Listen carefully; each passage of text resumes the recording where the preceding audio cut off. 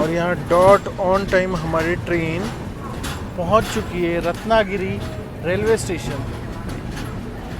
आज की ट्रेन का सबसे मेजर इंटरमीडिएट हॉल्ट है ये, और पूरे कोंकण रेलवेज़ का मुंबई से गोवा सेक्शन के बीच में ये one of the most important railway station है। हाय दोस्तों, कैसे हैं आप सब? मैं हूं अनिरुद्ध और हम हैं अभी मांडवी एक्सप्रेस की जर्नी के पार्ट 2 में। तो अब तक आपने देखा होगा कि हम मुंबई से निकले छत्रपति शिवाजी महाराज टर्मिनस से, सुबह ब्रेकफास्ट किया, उसके बाद काफ़ी सारे हॉल्ट्स देखे, काफ़ी सारे वाइडक्ट्स को क्रॉस किया, काफ़ी सारे टनल्स क्रॉस की, सुंदर सुंदर कोंकण के नज़ारे देखे और फिर लंच किया। यहाँ तक आप देख चुके थे। उसके बाद रानापेट फॉल्स और ये सारी वाटरफॉल्स देखने के बाद हम पहुँचे हैं रत्नागिरी। अगर रत्नागिरी की बात करूँ तो रत्नागिरी एक डिवीज़न है, कोंकण रेलवेज़ का डिवीज़न हेडक्वार्टर है, डीआरएम ऑफिस है यहाँ पे। 3 प्लेटफॉर्म का जंक्शन स्टेशन है। साथ ही साथ में अगर बात करें, ये काफ़ी इम्पोर्टेंट रेलवे स्टेशन है अपने इस रूट का, यानी पनवेल से लेके मैंगलोर रूट का काफ़ी इम्पोर्टेंट रेलवे स्टेशन है। अगर रत्नागिरी की बात करें तो रत्नागिरी की बात करते ही सबसे पहली चीज़ आपके दिमाग में क्या आती है? हापुस या अल्फांजो आम, इंग्लिश में अल्फांजो कहते हैं, हिंदी, गुजराती, मराठी में उसे हापुस कहा जाता है। वर्ल्ड फेमस रत्नागिरी हापुस आम है जो यहाँ पे भी मिल रहा है। यहाँ थोड़ा सा ओवर प्राइस मिल रहा है, ऑलमोस्ट 400 पर डज़न कह रहे हैं, तो उस हिसाब से थोड़ा सा महंगा है स्टेशन के ऊपर। वैसे हापुस हमेशा ही महंगा होता है, हापुस आम जिसे आप अल्फांजो भी कहते होंगे काफ़ी सारे एरिया में। वो सिर्फ गुजरात और महाराष्ट्र के कुछ चुनिंदा एरियाज़ में पाया जाता है। एक चीज़ है, रत्नागिरी के आसपास हापुस आम का बहुत प्रोडक्शन होता है।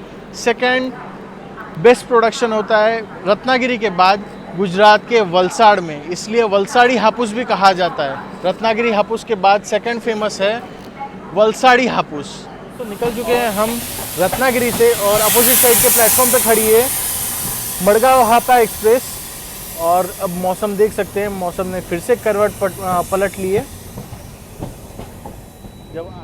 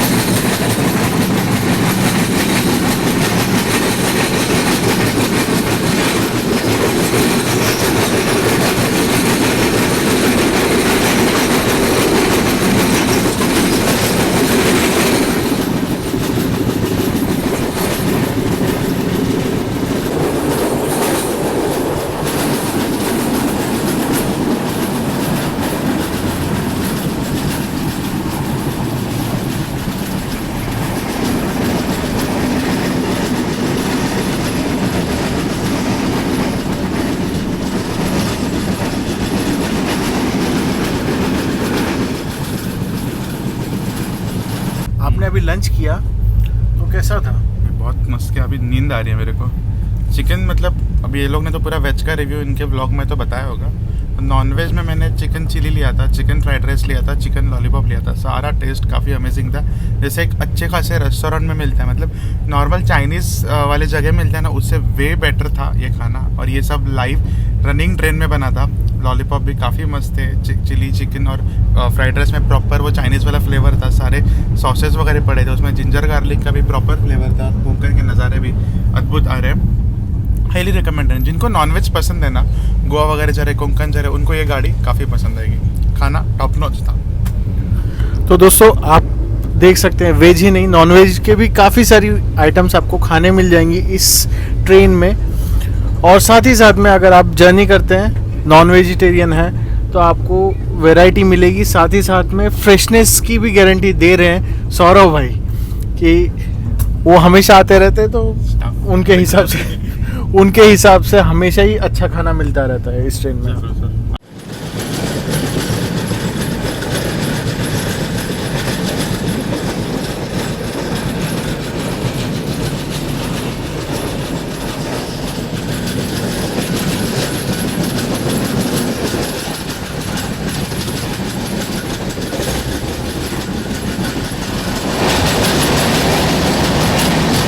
રત્નાગીરીથી નીકળતી વખતે આ લઈ લીધેલું હાપુસ આંબાવડી કેરીની વડી છે पूरा चीनी भाई, है।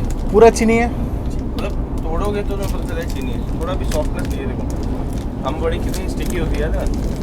ભાઈ નહીં લેતા કેમ કે આ ટોટલી શુગર કન્ટેન્ટ છે આમાં। જસ્ટ ટેસ્ટ માટે આમાં આ બતાવે છે, બાકી આ લેવા લાયક નથી।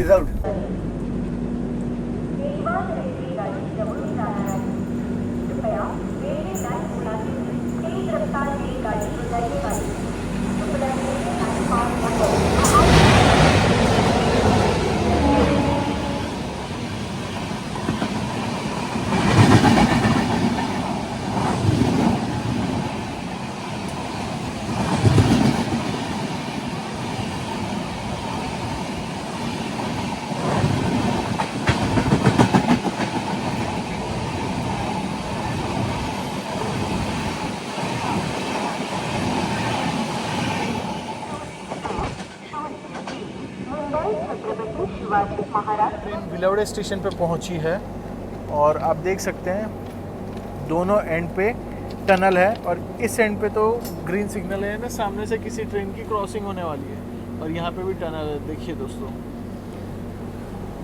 तो यहाँ पे हमें रोका गया है क्योंकि यहाँ पे एक ट्रेन हमें क्रॉस करने वाली है। अब वो कौन सी ट्रेन होती है वो देखने वाली बात होगी दोस्तों। चलिए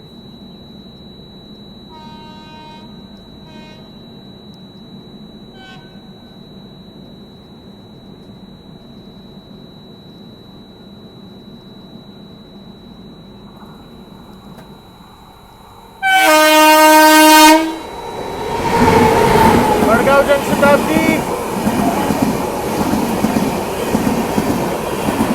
मडगांव मुंबई जनशताब्दी एक्सप्रेस।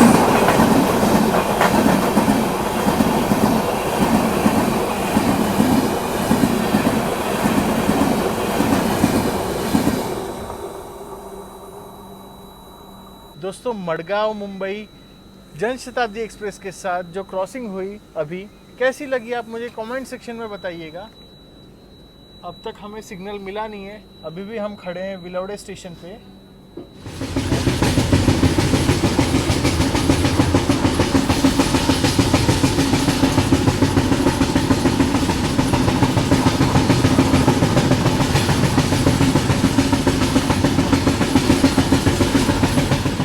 ભાઈ અહીંયા ચાની ચુસ્કિયા લેવા લાગી ગયેલા, એટલામાં અહીંયા તેજસ એક્સપ્રેસ સાથે અમારી ક્રોસિંગ થઈ રહી છે। કયું સ્ટેશન છે એ પણ નથી જોવા મળ્યું હજુ સુધી। રાજાપુર રોડ પર ક્રોસિંગ થાય છે।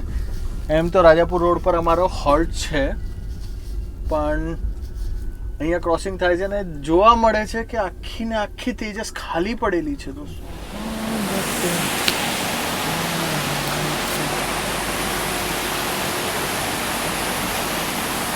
तो ट्रेन राजापुर रोड पे खड़ी है और यहाँ पे आप देखिए स्टेशन पे वाटरफॉल।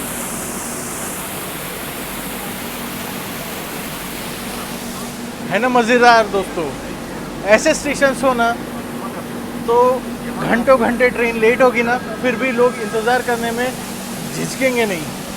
यहाँ पे डिपार्चर भी हो चुका है और ये फॉल देखने में सच में लग रहा है यहाँ घंटे भर तक ट्रेन को रोक के रख दो।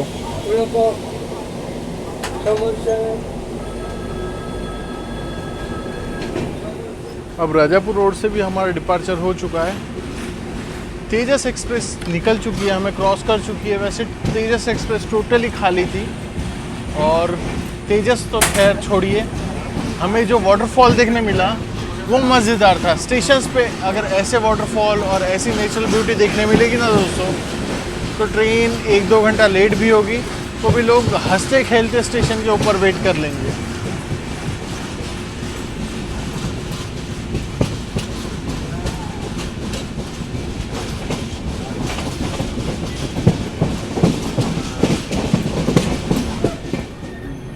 दोस्तों हम पहुंच चुके हैं वैभववाड़ी रोड। तो जस्ट 2 मिनट के हॉल्ट के बाद हम चल चुके हैं वैभववाड़ी रोड से।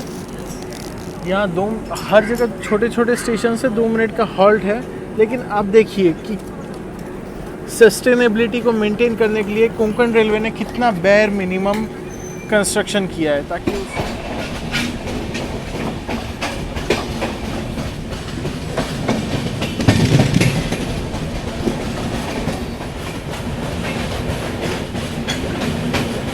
ये पानी का इनफ्लो देखिए दोस्तों।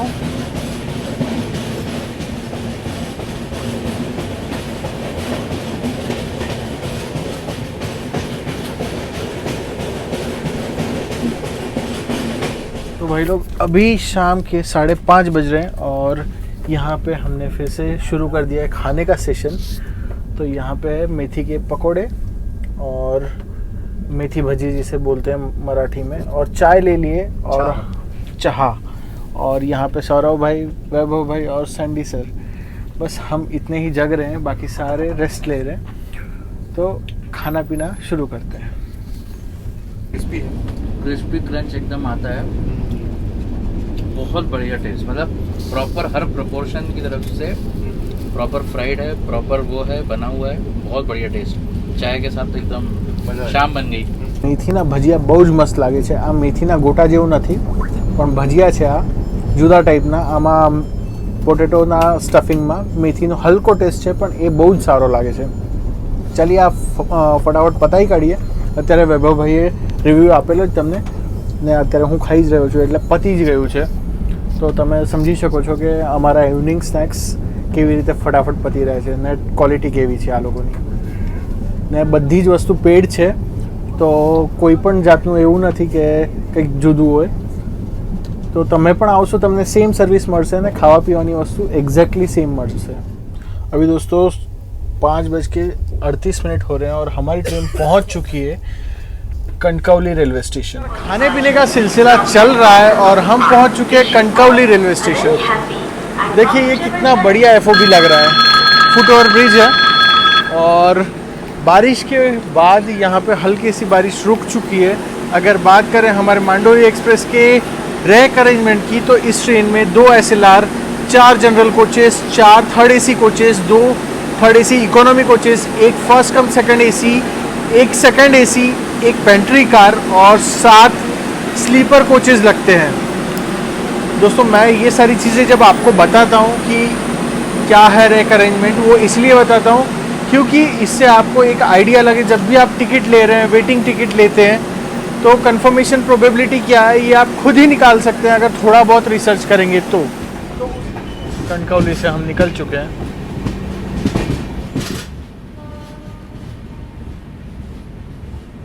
देखो दोस्तों कितना पानी है नदी में।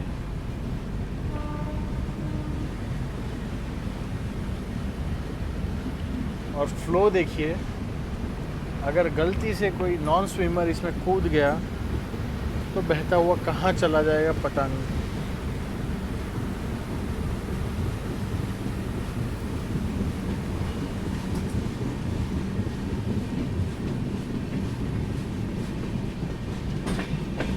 गढ़ नदी,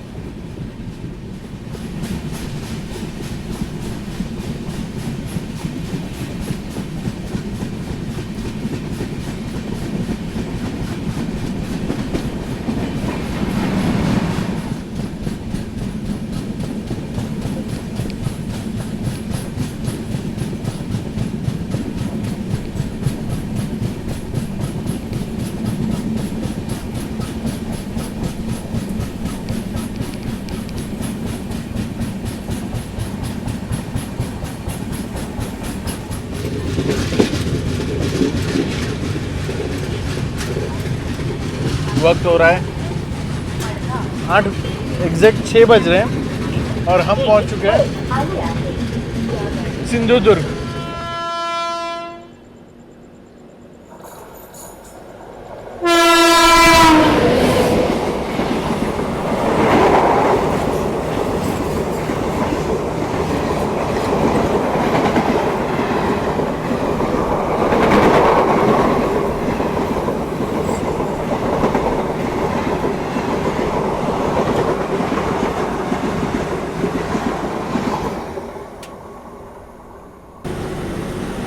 तो सौरभ भाई यहीं पे डिबोर्ड कर चुके हैं ट्रेन को। ऐतिहासिक ये जगह है सिंधुदुर्ग, उतना बड़ा स्टेशन नहीं है और उतनी सारी सुविधाएं यहाँ पे नहीं है, सुविधाओं का अभाव है इस स्टेशन पे।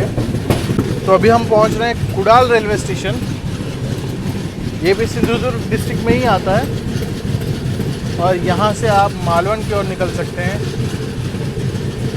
तो हमारी ट्रेन पहुँच चुकी है कुडाल। अभी शाम के 6:20 हो रहे हैं और हमारी ट्रेन पहुंची है। आप देखिए, जस्ट प्लेटफॉर्म देखिए, कुछ ब्रिक्स के बाद पूरी की पूरी ग्रीनरी है। यहाँ कितनी बारिश होती होगी इससे आपको समझ में आ रहा है। और साथ ही साथ में ये प्लेटफॉर्म्स की जो हरियाली है यही अट्रैक्ट करती है कोंकण की ओर। और साथ ही साथ में पूरा का पूरा रूट नेचुरल सीनरी से भरा पड़ा है।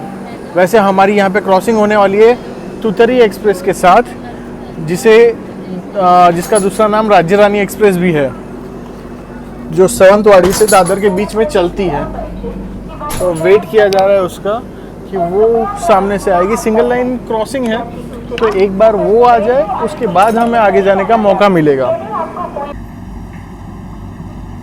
मैं તમને કીધેલું ને કે અહીંયા કુડાલમાં આપણી ક્રોસિંગ થવાની છે તુતારી એક્સપ્રેસ સાથે, રાજ્ય રાની એક્સપ્રેસ, જે સાવંતવાડીથી ચાલે છે આપણા દાદર સુધી। તો અહીંયા આવી ગઈ તુતારી એક્સપ્રેસ, જે દાદર સાવંતવાડીના વચ્ચે ચાલે છે ને અત્યારે સાવંતવાડીથી દાદરની તરફ જઈ રહી છે।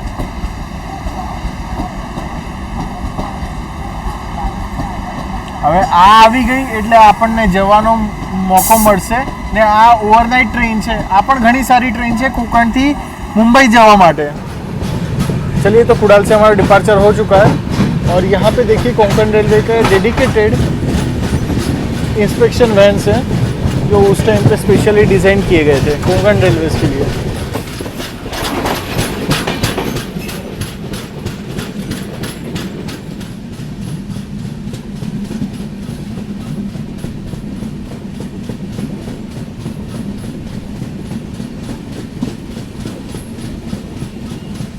दोस्तों, हमारी ट्रेन पहुंच चुकी है सावंतवाड़ी रोड और ये आप देख सकते हैं सामने खड़ी है रीवा सावंतवाड़ी मडगांव, शायद सावंतवाड़ी मडगांव पैसेंजर है।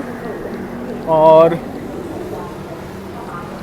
ये खतरनाक अच्छी चीज़ दिखाना चाहता हूँ, रेयर है, दोनों साइड प्लेटफॉर्म्स, यहाँ पे भी प्लेटफॉर्म है, यहाँ पे भी प्लेटफॉर्म है। इसे मास्टर प्लेटफॉर्म या पायलट प्लेटफॉर्म कहा जाता है। और सावंतवाड़ी लोग आते हैं अपने वीकेंड्स को एंजॉय करने के लिए आते हैं। यहाँ काफ़ी सारे रिजॉर्ट्स हैं बीच के आसपास, लोग जाके एंजॉय करते हैं। भाई, चाय कैसी है? Round to. यहाँ तो मल्टीपल राउंड्स चल रहे हैं खाने पीने के, ये तो चाय का राउंड है। इसको काट कर देना। और यहाँ पे सावंतवाड़ी मडगांव पैसेंजर को हमारे आगे छोड़ा जा रहा है। अब देखना ये है, इसे आगे जाके हम ओवरटेक करेंगे या फिर ये हमारे आगे आगे ही चलेगी। अंधेरा ज़रूर हो रहा है लेकिन अब ये सारी चीज़ें रात की जर्नी को भी इंटरेस्टिंग बना रही है।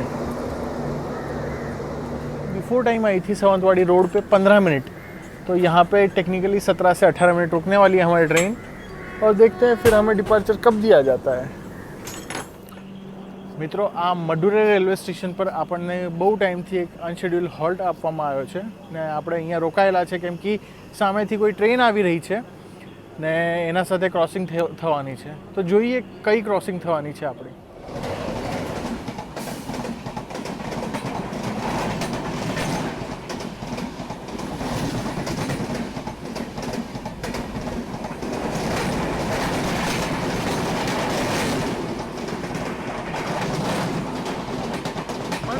मुंबई कोकण कन्या एक्सप्रेस।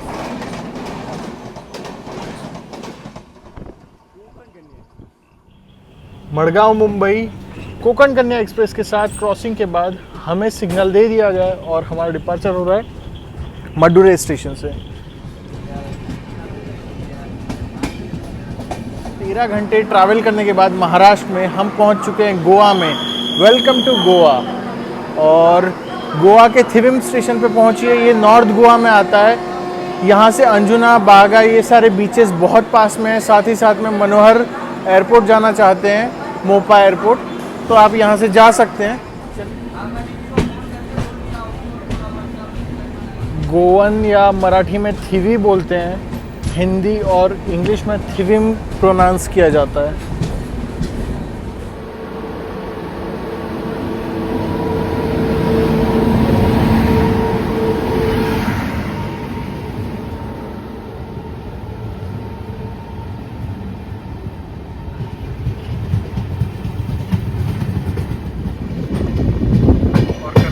डिपार्चर हो चुका है। पता है भाई खाना कैसा था? खाना एकदम औसम था। 1-2 डिशेस जैसे टोमेटो सूप और आई थिंक वड़ा पाव को छोड़ के everything was top notch. Vada pav तो इन्होंने बाहर से चढ़ाया था, अंदर नहीं बना था। पेंट्री में जो भी खाना बना है आज वो बिल्कुल नेक्स्ट लेवल टॉप नॉच खाना, रेस्टोरेंट को बीट करने वाला और बहुत रीजनेबल रेट्स में। भाई यही क्वालिटी, यही टेस्ट अगर बाकी सारे ट्रेन्स में मिलने लग जाए तो कितने मजे आएंगे ना। तो आइडियल सिनारियो में तो इससे अच्छा कुछ हो नहीं सकता, बट प्रैक्टिकली क्या है, बाकी की सारी जो ट्रेन्स होती हैं जनरली वो IRCTC और इंडियन रेलवेज़ के अंडर आती हैं। ये उसका सब्सिडरी विंग है कोंकण रेलवेज़।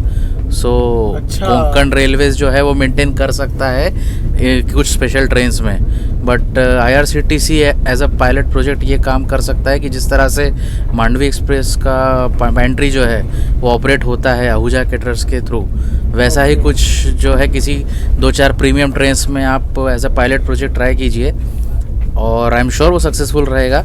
वो सक्सेसफुल रहे तो वाइडर स्केल पे इम्प्लीमेंट कैसे करना है इस पे सोच सकते हैं, क्योंकि पे करने में उतना ज़्यादा फर्क नहीं पड़ता। देखिए अगर खाना अच्छा मिल रहा है ना तो आदमी थोड़ा ज़्यादा पे कर सकता है, कोई दिक्कत नहीं है। लेकिन 370 की थाली तो मंगाता ही है ना इंसान स्विगी से। हाँ, जैसा कि सत्या भाई बता रहे हैं, सत्या भाई बता रहे हैं उस टाइप से हम ऑनलाइन फूड तो मंगाते ही है, तो उस हिसाब से अगर ऐसा ही हर ट्रेन में मिलने लग जाए तो फिर मज़े ही। 40 रुपए में उपमा, वो जो कॉम्बो था वो क्या था भाई, बहुत रीजनेबली प्राइस्ड मेन्यू है। मतलब हमने जिस तरह से खाया है उसके कंपैरिजन में बिल हुआ नहीं है उतना। हमें सच में लग रहा था 4-5 हज़ार क्रॉस करने वाला है। दिव्या तुम्हें क्या लगता है कि क्या क्या खाना बाकी सारी ट्रेन्स में होना चाहिए? जैसे रीजनल लेवल बंगाल की बात करें तो वहाँ की क्या क्या आइटम्स ऐसी हैं जो बाकी सारी ट्रेन्स में मिल सकती हैं बंगाल से चलने वाली? देखो, बंगाल की अगर ट्रेन है तो बंगाल की रीजनल फूड तो अवेलेबल होनी चाहिए, जो बंगाली फूड होती है। स्वीट के अलग से तो बोलने वाली कुछ है नहीं, मिष्टी दही, रसगुल्ला, ये सब मिलनी चाहिए जो कि हर ट्रेन में मिलती नहीं है। और अगर ऐसी क्वालिटी की खाना मिल जाए ना तो फिर ई केटरिंग बोलो, स्विगी, जोमेटो, किसी भी चीज़ की ज़रूरत नहीं पड़ेगी। बेगुन भाजा, हाँ, बेगुन भाजा, दाल भात, ये तो एकदम बेसिक जो होता है ना, मतलब वेज थाली में वैसे होनी चाहिए। और अगर नॉन वेज की बात बोलो तो फ़िश तो बहुत फेमस है बंगाल में, तो वो सब तो मिलनी चाहिए अगर मैं बोलूँ तो मेरे हिसाब से। और अगर इस क्वालिटी की खाना मिल जाए तो फिर तो मतलब बात ही अलग बन जाएगी, मतलब बेस्ट होगा। इतना रीज़नेबल, इतना सस्ते में इतना बढ़िया खाना अगर सारे ट्रेन से मिलने लगे तो।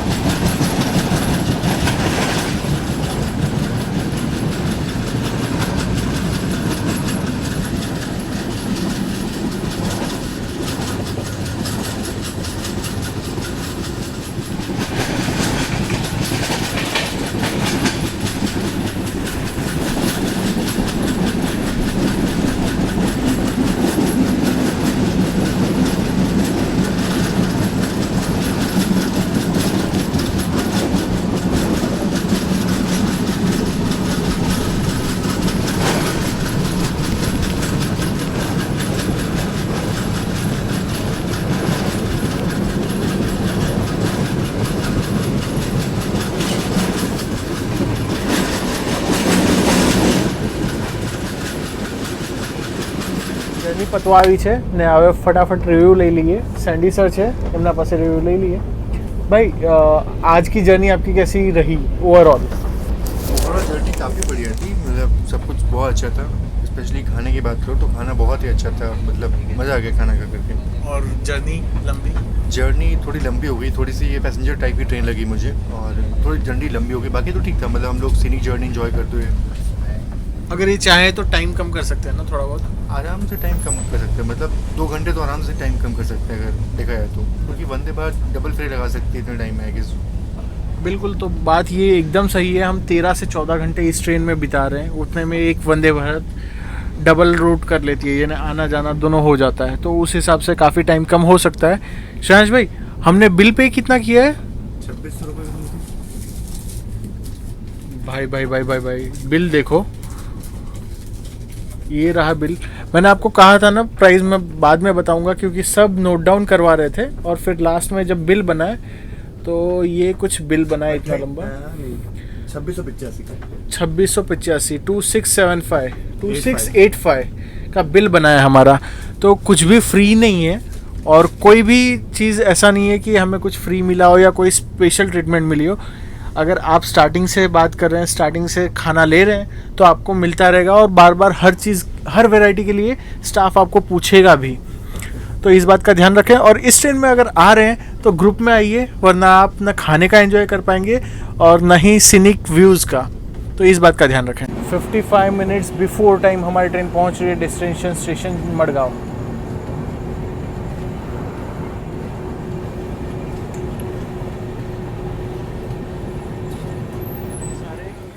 ऊपर FOV चढ़ रहे हैं. और ये जो ट्रेन है ना दोस्तों, इसे याद कीजिए, ये सावंतवाड़ी में मिली थी.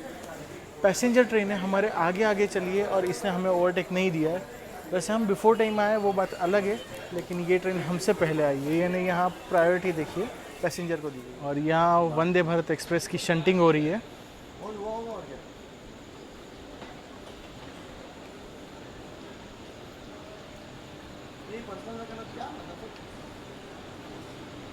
फाइनली दोस्तों हमारी मांडोई एक्सप्रेस की जर्नी ख़त्म होती है 14 घंटे के बाद. हालांकि बिफोर टाइम आई थी 55 मिनट और हम सब अब प्लेटफॉर्म चेंज करके बाहर निकल रहे हैं. जर्नी बढ़िया थी. आप लोगों के लिए बस 2-3 सजेशंस हैं. अगर आप मांडोई एक्सप्रेस में ट्रैवल करना चाहते हैं तो ग्रुप में कीजिएगा, वरना ना आप खाने का आनंद ले पाएंगे ना जर्नी का, क्योंकि कुछ ही घंटों में आप बोर हो जाएंगे और ना ही ढंग से खा पाएंगे. तो ग्रुप में ट्रैवल कीजिए, फर्स्ट थिंग. सेकंड थिंग, ये train end to end pack नहीं चलती है. रत्नागिरी के बाद मोस्ट ऑफ पूरा का पूरा हमारा कोच खाली था और बाकी ट्रेन भी खाली हो गई थी. तो रत्नागिरी के बाद ट्रेन खाली होती जाती है, तो आप एंड टू एंड में आराम से टिकट मिल सकता है इस ट्रेन में. और अगर मानसून में ट्रैवल कर रहे हैं तो टाइमिंग चेक कर लीजिएगा, क्योंकि यहाँ पे मानसून टाइमिंग चेंज होते रहते हैं. हमने जब टिकट बुक की थी तब नॉन मानसून टाइमिंग में बुक की थी, तो 7 सवा 7 पे ट्रेन पहुँच रही थी. लेकिन मानसून टाइम टेबल के साथ ट्रेन 9:55 पे पहुँचती है और 55 मिनट बिफोर टाइम हमारी ट्रेन पहुँच गई. टाइम इस ट्रेन का कम हो सकता है, लेकिन चलिए ओवरऑल ये थी हमारी जर्नी. आपको कैसी लगी जर्नी कमेंट सेक्शन में ज़रूर बताइएगा. आज के लिए बस इतना ही. जल्द ही मिलते हैं एक नए जर्नी व्लॉग के साथ. तब तक के लिए जय हिंद, वंदे मातरम.